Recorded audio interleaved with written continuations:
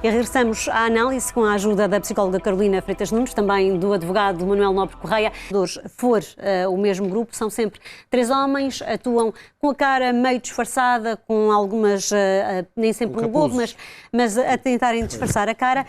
Num dos sítios foram filmados, porque havia imagens de videovigilância. Noutro dos locais tiveram o azar de encontrar os proprietários e, nesse caso, responderam com uma brutal agressão. Estamos a falar de um casal idoso com 77 e 72 anos. Estas duas pessoas foram atacadas com um taco de beisebol. Ficaram muito maltratados, foram hospitalizados e receberam tratamento hospitalar. Portanto, aqui também, quando o assalto acontece durante a madrugada, sem haver testemunhas presentes, não corre assim tão mal, há apenas danos materiais. Neste caso, isto também demonstra que estas pessoas não olham propriamente a meios para atingir o fim, querem apenas o dinheiro.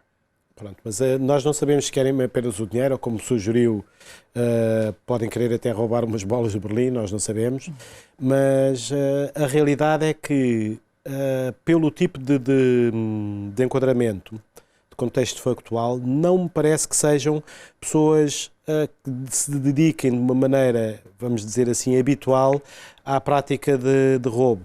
Neste caso é roubo porque emprega violência, a violência mesmo para abrir portas implica que seja roubo e não furto. Porque se o fossem, com certeza, que teriam a capacidade de desligar alarmes, teriam a oportunidade de escolher, de vigiar as lojas para saber que lojas é que estariam ocupadas como pessoas ou não.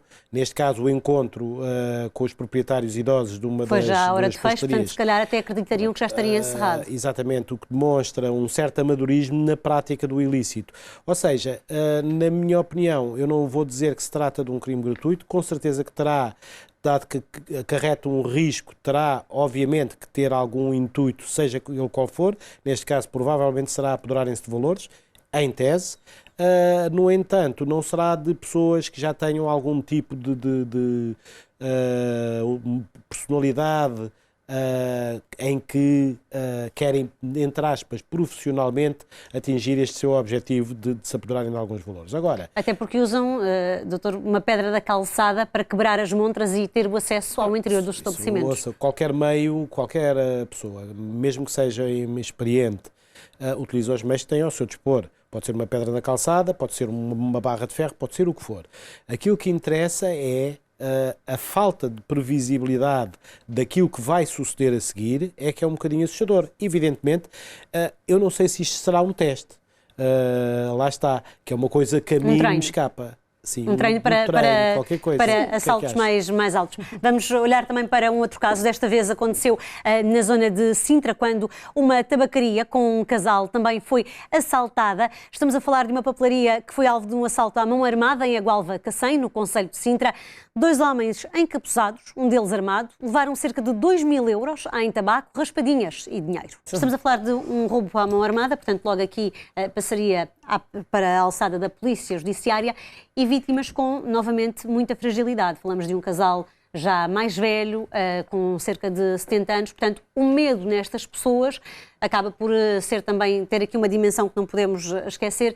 Estas pessoas têm vontade no dia seguinte de voltar para abrir a porta do estabelecimento e continuar a trabalhar? Isso parece-me que é uma pergunta mais para a doutora Carolina do que para mim, mas evidentemente eu falo do senso comum, daquilo que é a expectativa de comportamento de qualquer pessoa normal, que é, obviamente haverá um receio.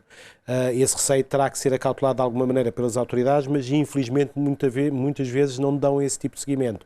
Por exemplo, eu posso lhe dizer que devia haver uma regra, como existe em alguns países, que após um roubo ou um ato violento dentro de um determinado local que esteja aberto ao público, acessível ao público, necessariamente aumentam a segurança policial nessa zona, nomeadamente no próprio ponto. Porquê? Porque a própria vítima se sente ela própria excessivamente exposta, depois de ter sido alvo de um ato violento. É duplamente vítima. É duplamente vítima. E isso, o receio que sente após a prática desse ato, muitas vezes só se consegue contornar se houver o tal apoio que estávamos a dizer e o reforço de meios policiais.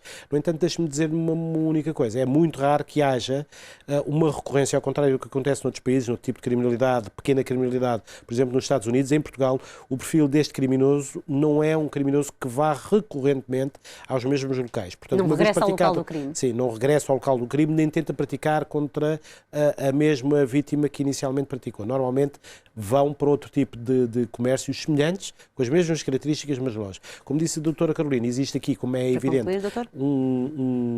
isto só para terminar, existe aqui, por mais obtuso que seja a pessoa que pratica os crimes, até porque não me parece que isto sejam crimes que exijam especial planeamento, ponderação, etc., etc., da prática do ato criminoso, evidentemente que há algumas coisas cuja presciência para eles é evidente, nomeadamente é completamente diferente ir atacar uma tabacaria ou um banco. E, portanto, aí eles têm essa noção. Mas, a partir daí, não têm muito mais noção. Obviamente que a vulnerabilidade das pessoas que trabalham no local que é objeto do roubo facilita muito a vida e o desencadear da violência. E as medidas de segurança também não são as mesmas de um banco. O lucro talvez não seja o mesmo, mas talvez seja mais fácil.